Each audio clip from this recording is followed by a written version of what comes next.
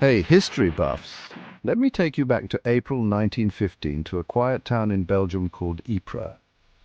The war had already been brutal, but what happened during the Second Battle of Ypres changed warfare forever. It began on the evening of April 22nd, 1915. Allied soldiers, French, Algerian, Canadian, and British, were holding the line in a bulge called the Ypres salient. It was quiet, except for the usual distant rumble of artillery.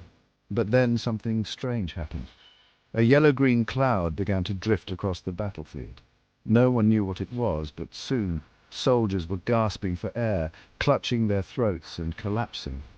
The Germans had unleashed chlorine gas, marking the first large-scale use of poison gas in warfare. It was a terrifying sight. The cloud moved silently, but killed everything in its path. The French and Algerian troops, unprepared and defenseless, fled in panic, leaving a massive gap in the Allied line. But here's where the story takes a heroic turn. The Canadian soldiers stationed nearby saw what was happening. Despite being completely unprepared for this new weapon, they refused to give up. With no gas masks available, they used whatever they could, dipping cloths in urine to cover their faces, which helped neutralize the chlorine. They plugged the gap and held their ground against wave after wave of German attacks.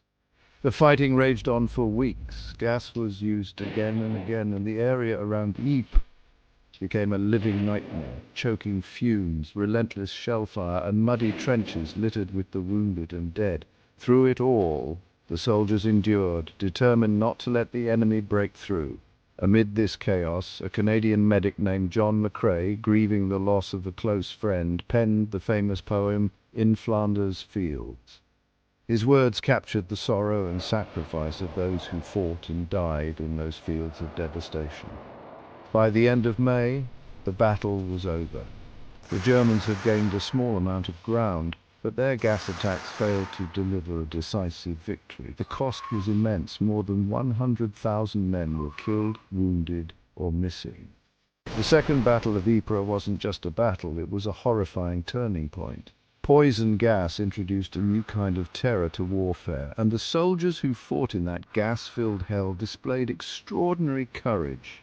Their resilience in the face of such unimaginable horrors remains one of the most haunting and heroic stories of World War I. Thanks for watching, and stay curious.